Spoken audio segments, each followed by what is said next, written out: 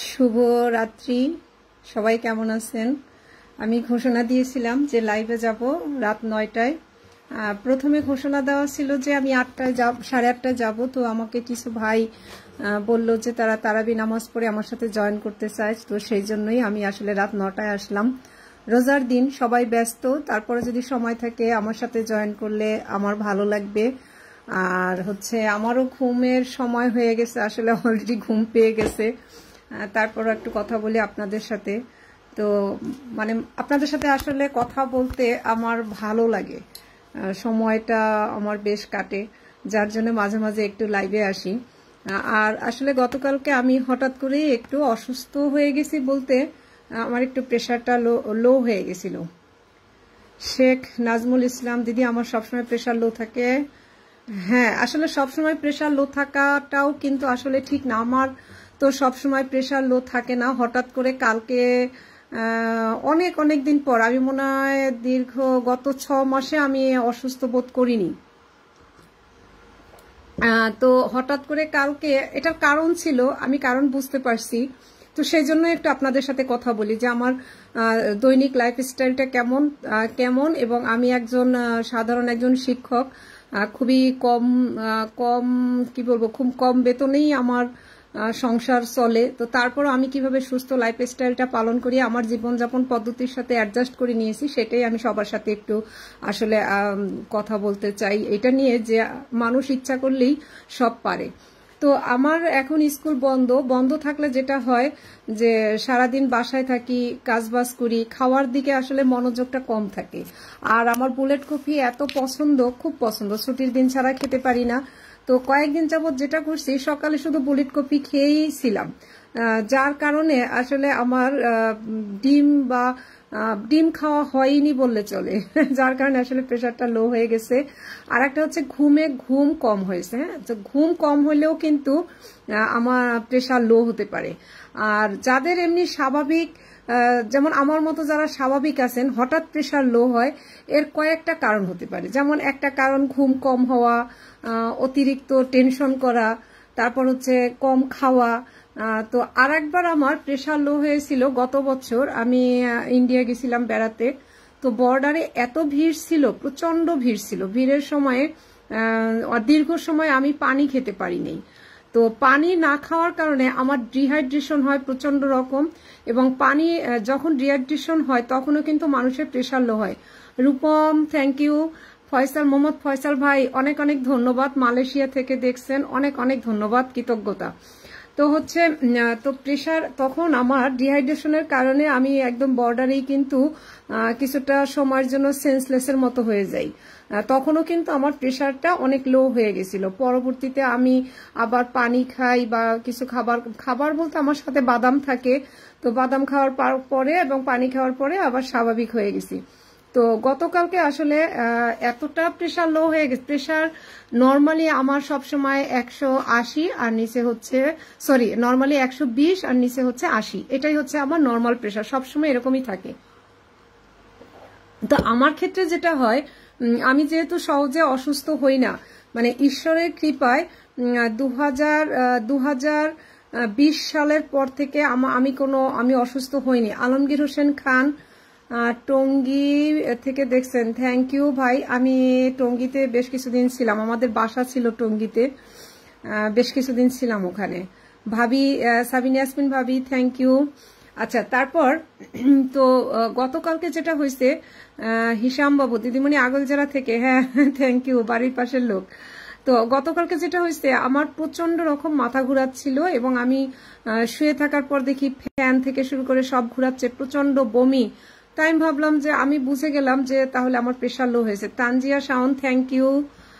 Tanu, thank you, কেমন আছো?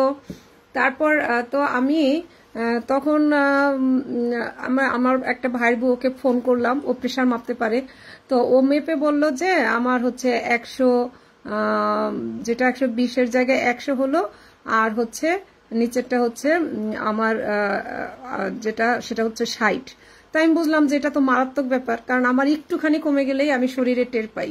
তো আমি সাথে সাথে যেটা করলাম, আমি সেটাই বলছি, আমি কি করলাম, সাথে সাথে যেহেতু আমার মেয়ে তিতির, ও এখনো তেমন বড় হয়নি, ছোটই মোটামুটি, তারপরও ও কিন্তু এখন অনেকটা বুঝে গেছে আমাদের লাইফস্টাইল সম্পর্কে, অনেকটা বুঝে গেছে। তানজিয়া শাওন দিদি, আমার হাই প্রেশার। আসলে সুস্থ জীবনযাপন করলে না হাই প্রেশার কোনো রোগই না, ওষুধ একদম একদিনেই আপনি ওষুধ ছেড়ে দিয়ে সুস্থ হয়ে যেতে পারেন। আমি আপনাকে বলবো ডাক্তার জাহাঙ্গীর কবির স্যারের ভিডিওগুলো নিয়মিত দেখবেন এবং সুস্থ লাইফস্টাইলে আসুন। প্রেশার হাই, ওষুধ খাচ্ছেন, নিয়ন্ত্রণে থাকে, সেটা ঠিক আছে, কিন্তু এটা কিন্তু কোনো সমাধান নয়। ওষুধ মানুষকে, শরীরটাকে অ্যাসিডিক করবে এবং দীর্ঘদিন প্রেশার ওষুধ খেলে জাহাঙ্গীর কবির স্যার একদম সুন্দর করে বলে যে তার সুস্থ মানে কেউ যদি প্রেশার ওষুধ দীর্ঘদিন খায় তাহলে তার স্বাভাবিক মৃত্যু সম্ভব না, এটা হচ্ছে কথা। কাজে হাই প্রেশার ওষুধ যারা খাচ্ছেন এবং ভাবতেছেন যে প্রেশার ওষুধ খেয়ে প্রেশারটাকে নিয়ন্ত্রণে রাখতে পারতেছেন, এটা একদম সম্পূর্ণই ভুল। আমি বলবো সুস্থ জীবনযাপনে আসুন, প্রেশার ওষুধ বাদ দিয়েই আপনারা প্রেশারটাকে ঠিক থাকবে। আচ্ছা, আমি কালকে যা করছিলাম সেটাই বলি। তো আমার মেয়ে হচ্ছে পিঙ্ক সল্ট, মধু দিয়ে আর একটুখানি অ্যাপেল সিডার ভিনেগার দিয়ে ও একটা বড় মগে করে শরবত করে দিছে, এবং তাতে পিঙ্ক সল্টের পরিমাণও বেশি ছিল, মধুর পরিমাণও বেশি ছিল। সেটা খেয়ে নেই। খাওয়ার পর আমার মাথা ঘুরানোটা একটুখানি কমে। আলমগীর হোসেন খান, আমিও বুঝতে পারি। হ্যাঁ, প্রেশার কমলে বোঝা যায়, যাদেরটা সবসময় স্বাভাবিক থাকে তারা অবশ্যই বুঝতে পারবে। আর আমার ভাইয়ের বউ আসলো, তারপর আমাকে গ্রিন টি করে দিল। তাতে বললাম যে আজকে একটু আমাকে গুড় দিয়ে করে দাও, গুড় এবং পিঙ্ক সল্ট দিয়ে গ্রিন টি করে দিল, ওটা খেলাম। খাওয়ার পর হচ্ছে আমার মেয়ে তো কি খাবো, আর এত বমি বমি লাগছিল যে কিছু খেতেও ইচ্ছা করছিল না। তারপর হচ্ছে বাদাম, খেজুর, কিশমিশ, মানে ঘরে যা আছে সব হচ্ছে সাজিয়ে নিয়ে হচ্ছে আমার জন্য নিয়ে আসলো। তানজিয়া শাওন, হালকা ভাবে মানার কোনো কিছু নাই, যেটা মানবেন একদম ভালো করে মানবেন, হালকা করে মেনে কিছু আসলে এটা কোনো মানা হয় না। তনু, হ্যাঁ শরীর খারাপ বলতে ওইটুকুনি, আজকে ভালো আছি তনু, একদম সম্পূর্ণ ফিট আছি, এই আর কি। তারপর হচ্ছে রাতের বেলা যে আর কিছু খাবো, কিছু খাইনি, মানে খেতে ইচ্ছে করছিলাম। তারপর আমি যেটা করলাম, যেহেতু প্রেশার লো আমার তো খেতেই হবে একটা, আমার আসলে সুস্থ জীবনযাপন এই লাইফস্টাইলে থাকার সবচেয়ে আমার বড় বেনিফিট হচ্ছে আমি কিছু ভালো বন্ধু পেয়েছি, এবং আমার আশেপাশে সবাই আমাকে এতটা ভালোবাসে, এতটা শ্রদ্ধা করে যে আমার কোনো কিছুর কমতি হয় না। আমি যতটুকুন পোস্টের মাধ্যমে প্রকাশ করি, আসলে আমার মনে হয় আমি সবটা প্রকাশ করতে পারি না, আমি এতটা ভালোবাসা পাই। এটা হচ্ছে আমার সবচেয়ে এই জীবনযাপনের সবচেয়ে বড় পাওনা। অনেকে হয়তো ভাবেন যে আমি এটা খাচ্ছি না, ওইটা খাচ্ছি না, তার মানে হয়তো বা আমি হচ্ছে অনেক কিছু ত্যাগ করতেছি, অনেক কষ্ট করতেছি। না, আমি কিছুই কষ্ট করতেছি না, কিছুই ত্যাগ করতেছি না। কারণ আপনারা বিশ্বাস করুন, একবার সুস্থ জীবনযাপন এই লাইফস্টাইলটাতে আসুন, আপনাদের ওসব বাজে খাবার খেতেই ইচ্ছা করবে না। আর এই যে মানুষের ভালোবাসা পাচ্ছি, যেমন কালকে আমার মেয়ের শিক্ষক সন্দীপন হালদার, ও কিন্তু একসময় অনেকটা অসুস্থ হয়ে পড়ছিল। পরে ওকে আমি বুঝায় বলি এবং স্যারের কাছে, ডাক্তার জাহাঙ্গীর কবির স্যারের কাছে পাঠাই। ওখানে গিয়েও ডাক্তার দেখে এখন সম্পূর্ণ সুস্থ, ও সুস্থ জীবনযাপনে আছে। ওকে ফোন করে বললাম যে আমার জন্য একটা ডাব নিয়ে আসতে। এদিকে তারাবি নামাজ শুরু হয়ে গেছে, ডাবের লোকগুলো কেউ নাই, দোকানে নাই, সবাই নামাজ পড়তে গেছে। ও 3-4টা জায়গা ঘুরে সে রাত তখন 8:30 বেজে গেছে, সে কিন্তু ডাব নিয়ে আমার বাসায় হাজির হয়েছে, কারণ ও জানে যে দিদির নিশ্চয়ই খুব দরকার।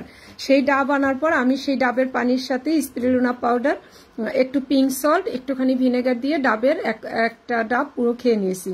খেয়ে আমি ঘুমিয়ে পড়ছি। বাস, আমার মোটামুটি রাতের খাবার ওটুকুই, আর কিছু খাইনি। কিন্তু আজকে সকাল থেকে আমি যেটা করলাম, আজকে সকালে ঘুম থেকে উঠে আমার যেটা হচ্ছে বেকিং সোডা তো খাই, প্রতিদিন বেকিং সোডা খেলাম, হলুদ বুস্টার খেলাম। আজকে আর গ্রিন জুস করতে ইচ্ছে করেনি, গ্রিন জুস খাইনি, হলুদ বুস্টার খেলাম। খাওয়ার পর হচ্ছে পেঁপে, কাঁচা পেঁপে ছিল, পাকা পেঁপে ছিল, সেটা খেলাম। তারপরে যেটা করলাম, আমি কিন্তু 4টা ডিম খেয়ে নিয়েছি, 4টা হাঁসের ডিম সিদ্ধ করে, কুসুমটা কাঁচা ছিল, সেটা খেয়ে নিয়েছি। সাবিনা ইয়াসমিন ভাবি, আমি আজীবন সুস্থ জীবনযাপন পছন্দ করি, করা হয় না, হ্যাঁ ভাবি, অবশ্যই দোয়া না, আমি সাহায্য করব, দোয়া করব, সবটাই করব। আপনি শুরু করে দেন, এটা খুব দরকার। Spirulina powder, তানজিয়া Shaon, spirulina powder গন্ধ লাগে? গন্ধ বলতে কি, এটা আপনি যেমন এখন প্রথমে অল্প খাবেন, একদম চামচের মাথায় করে অল্প একটু খাবেন, পরে আস্তে আস্তে বাড়াবেন। যেমন আপনি ডাবের পানির সাথে যদি মিশিয়ে খান গন্ধ লাগবে না। আপনি সালাদে খেতে পারেন, সালাদে কিন্তু চমৎকার লাগে। যেমন সালাদটা যখন মাখান ওর মধ্যে একটুখানি স্পিরুলিনা পাউডার মিশিয়ে দিবেন, অথবা ডিম পোস্ট করেন তার উপরে একটু গুঁড়াটা ছিটিয়ে দিবেন, তাহলে অনেক মজা লাগবে। আর একটা করতে পারেন, গ্রিন জুসের সাথে খেতে পারেন, আর ডাবের সাথে কিন্তু খুব ভালো লাগে। আমি কালকে কিন্তু যেমন একদম প্রায় 1 চামচের একটু কম, হাফ চামচের একটু বেশি স্পিরুলিনা পাউডার দিয়ে খেয়ে নিয়েছি, খুব ভালো লাগছে। এটা কিন্তু স্বাদও লাগে। একটু মধু দিবেন, একটু পিঙ্ক সল্ট দিবেন, গন্ধটা লাগবে না।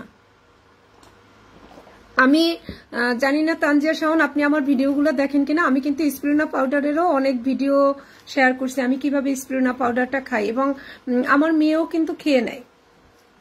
আবার হচ্ছে আপনি চিয়া সিডের সাথেও স্পিরুলিনা পাউডার খেতে পারেন, মানে অনেকভাবেই খাওয়া যায়। আর স্পিরুলিনা পাউডারটা আমাদের শরীরের জন্য অনেক দরকার। কেন দরকার? কারণ হচ্ছে এটা আমাদের শরীর থেকে হচ্ছে কি বলবো, বর্জ্য, মানে ঘুম পেয়ে গেছে আর কি, রাত হয়ে গেছে তো সব ভাষা মনে আসে না, যে বর্জ্য পদার্থ সেগুলা বের করে দিতে সাহায্য করে, এবং প্রচুর প্রোটিন আছে, আয়োডিন আছে, এবং এটা সামুদ্রিক শৈবাল, আমাদের শরীরের জন্য খুবই ভালো। তারপর অ্যান্টিঅক্সিডেন্ট আছে, অনেক অনেক ভালো। স্পিরুলিনা পাউডার অবশ্যই খাবেন, এটা খুব ভালো মানে আমাদের জন্য। আর আমি দেখেন, আমি এখন কিন্তু যেটা খাচ্ছি এটা চা মনে করবেন না, এটা শুধুমাত্র মশলা, এলাচ, দারচিনি, লবঙ্গ, আদা দিয়ে একটা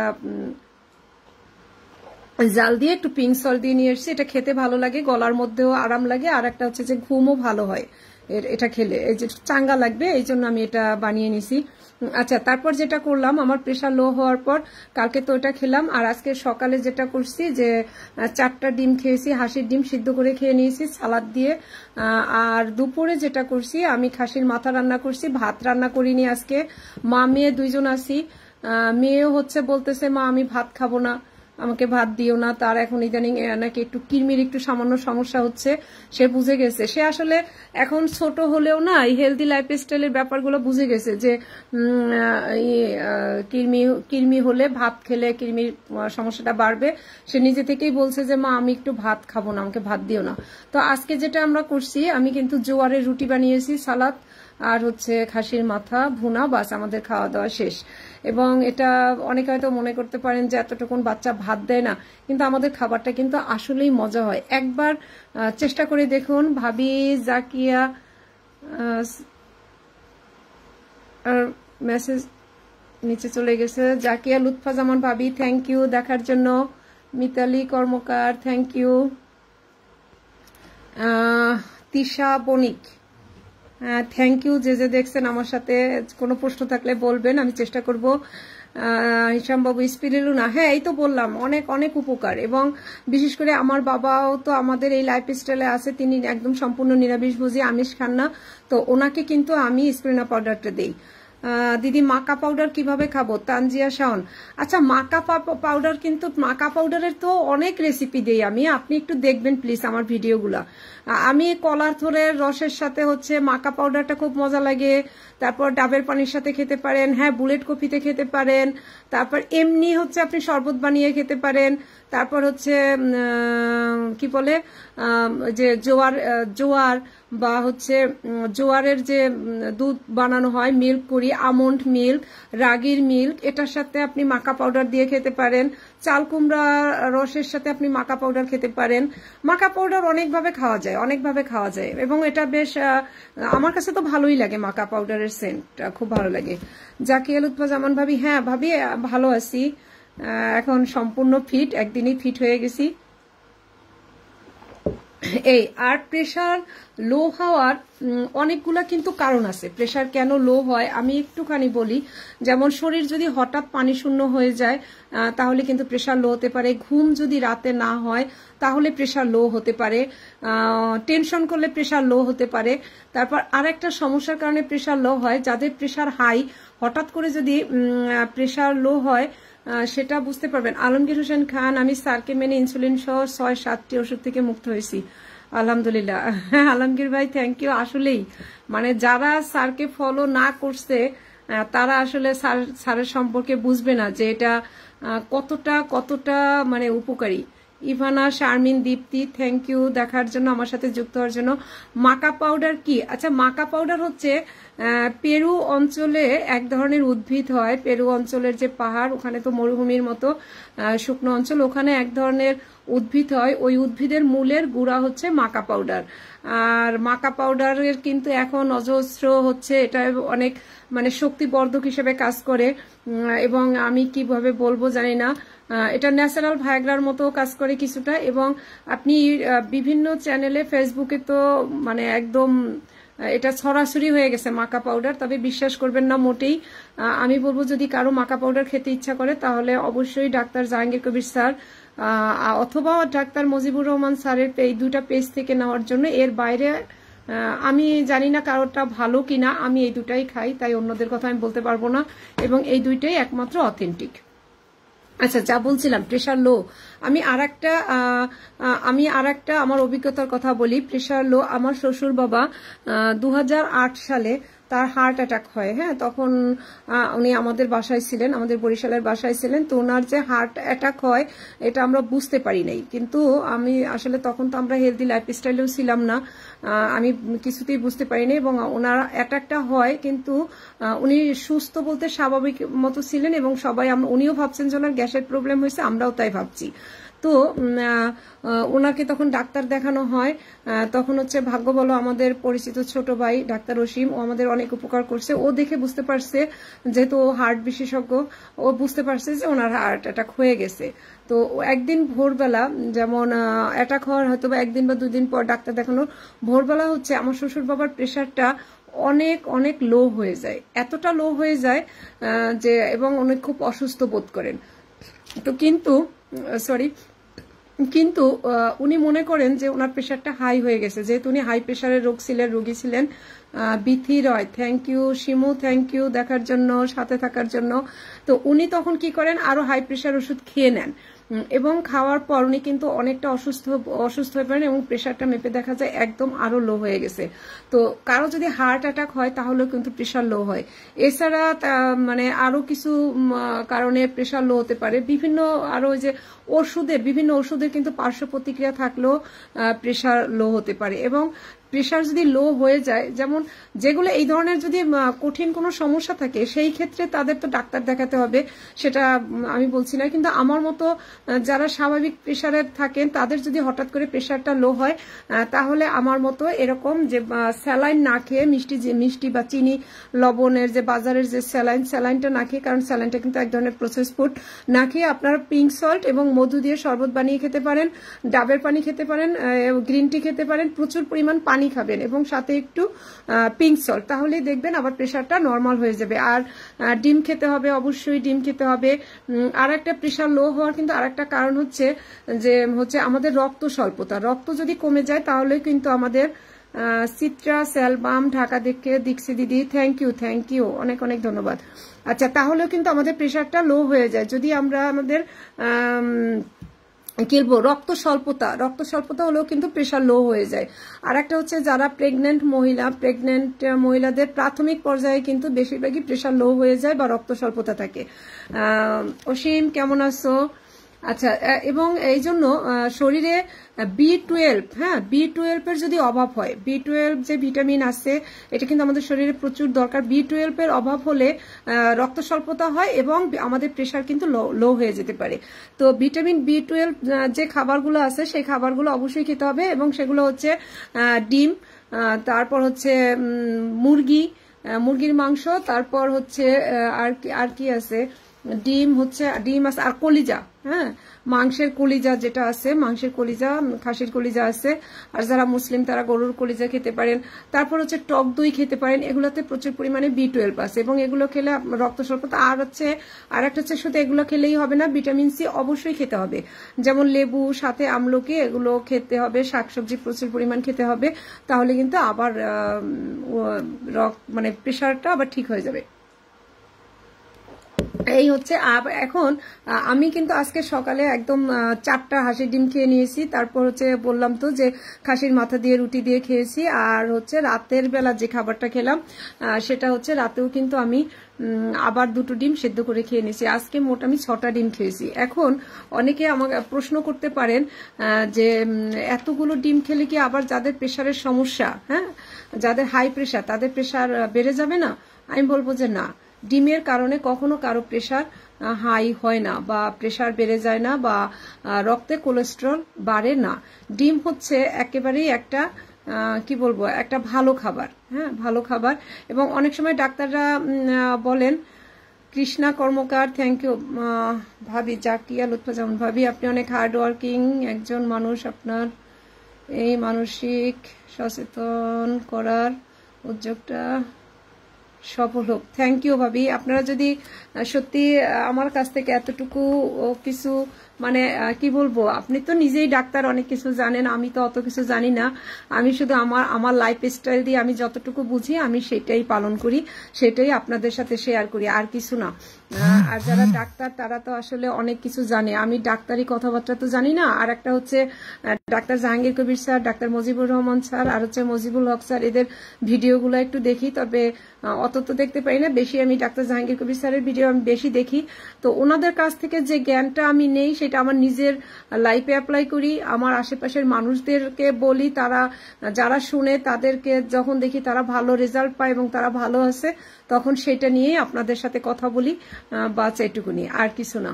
আচ্ছা, ডিম নিয়ে যেটা বলছিলাম, ডিম খেতে অনেকেই ভয় পায় যে ডিমে হয়তো যে প্রচুর ফ্যাট থাকে। অনেক সময় ডাক্তাররা অনেককে বুদ্ধি দেন যে ডিমের কুসুম বাদ দিয়ে খেতে, এবং আমিও সেটা দীর্ঘদিন এই কাজটা করছি। আমার শ্বশুর বাবাকে ডিমের কুসুম খেতে দিনে শুধুমাত্র সাদাটা খাইয়েছি।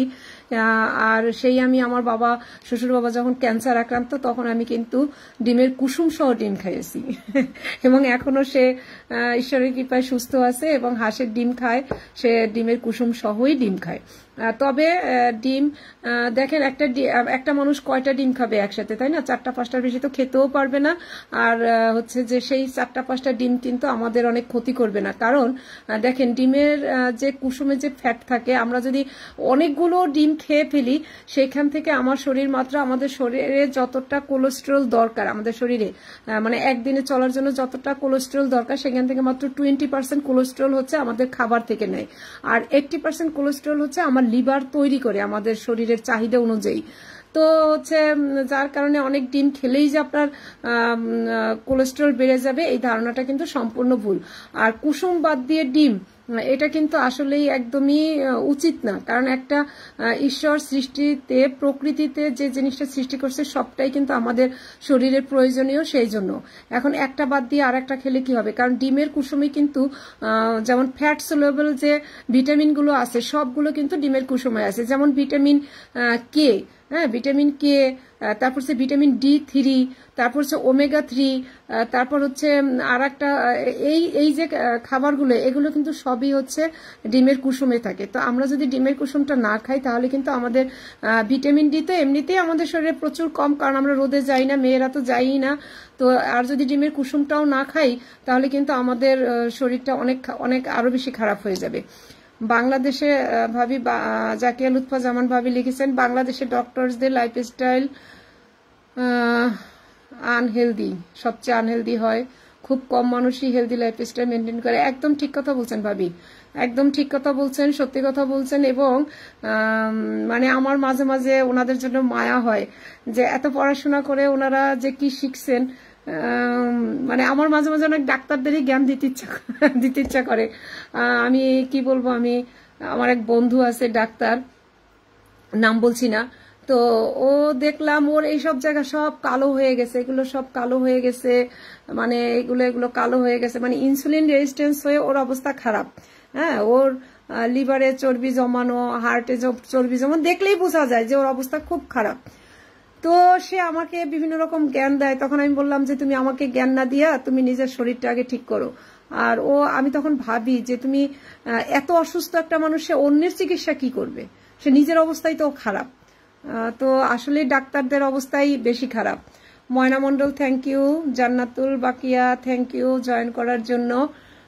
আচ্ছা আমি কি বলছিলাম, ডিম নিয়ে কথা বলছিলাম। হ্যাঁ, আর একটা ডিম কিন্তু আমাদের শরীরে যে যে পুষ্টি উপাদান দরকার ডিমে কিন্তু সব আছে, শুধুমাত্র ভিটামিন সি ছাড়া। তাহলে আমাদের আসলে অবশ্যই ডিম খাওয়া উচিত। আর হচ্ছে ডিমের সাদা অংশটা প্রোটিন আর কুসুমটা হচ্ছে ফ্যাট, এবং এই যে কুসুমটা কিন্তু আমাদের শরীর কাঁচাই অ্যাবজর্ব করতে পারে। কাজেই যেমন আমি হচ্ছে যেটা মাঝে মাঝে জাহাঙ্গীর কবির স্যার বা ডাক্তার মুজিবুর রহমান স্যারের ভিডিও দেখলে যারা দেখেন তারা তো অবশ্যই জানেন যেটা টেস্টোস্টেরন বুস্টার স্যার করেন, এবং এটা খেতে অসম্ভব ভালো হয়। যেটা আমি একটু বলছি, আমি একদিন ভিডিওতে দেখাবো যে 4টা হাঁসের ডিমের কুসুম, তার সাথে বড় 1 চামচ ঘি, বড় 1 চামচ নারকেল তেল আর হচ্ছে মধু, এটা মিক্সড করে একদম কাঁচা হচ্ছে ডিমের কুসুম, এটা মিক্সড করে খাওয়া, এবং এত মজাদার একটা খাবার যে এটা কিন্তু আমরা মাঝে মাঝে আমরা খাই। এবং সাদা অংশটা দিয়ে হচ্ছে রান্না করে খেতে হয়, কারণ সাদা অংশটা আমাদের শরীর অ্যাবজর্ব করতে পারে না বা আমাদের শরীর কাঁচা হজম করতে পারে না, ওটাকে অবশ্যই রান্না করে খেতে হবে। অনামিকা সাহা, থ্যাংক ইউ দেখার জন্য। রান্না করে খেতে হবে তো হচ্ছে, অথবা ডিমটা এমন ভাবে পোস্ট করতে পারেন যাতে কুসুমটা কাঁচা থাকবে আর সাদাটা শক্ত হয়ে যাবে, এইভাবে যদি রান্না করেন সেটাও খেতে পারেন। অথবা ডিমটা এমন ভাবে সিদ্ধ করবেন যে কুসুমটা কাঁচা থাকবে, এইভাবে সিদ্ধ করে খেতে পারেন। আর সবচেয়ে ডিমের সবচেয়ে ভালো খাওয়ার উপায় হচ্ছে ঘিয়ে পোস্ট করে খাওয়া। ডিম যদি ঘিয়ে পোস্ট করে খান সেটা আমাদের শরীরের জন্য সবচেয়ে ভালো, এবং শরীরে হচ্ছে সেটা ভালো, মানে শরীরে পুষ্টিগুণটা বেশি পাওয়া যায়। এই আর কি। আর কি বলবো, আসলে ঘুম পেয়ে গেছে, আমি তো 9:30টার দিকে ঘুমিয়ে পড়ার চেষ্টা করি। আর কারো যদি কোনো প্রশ্ন থাকে করতে পারেন, আমি আসলে কথা আমার মাথায় আসছে না, মানে প্রচন্ড ঘুম পেয়ে গেছে। আমার বিছানা রেডি, মশারি ফেলে ঠেলে সব রেডি করে আসছি, লাইভ শেষ করে জাস্ট শুয়ে পড়বো, এই হচ্ছে।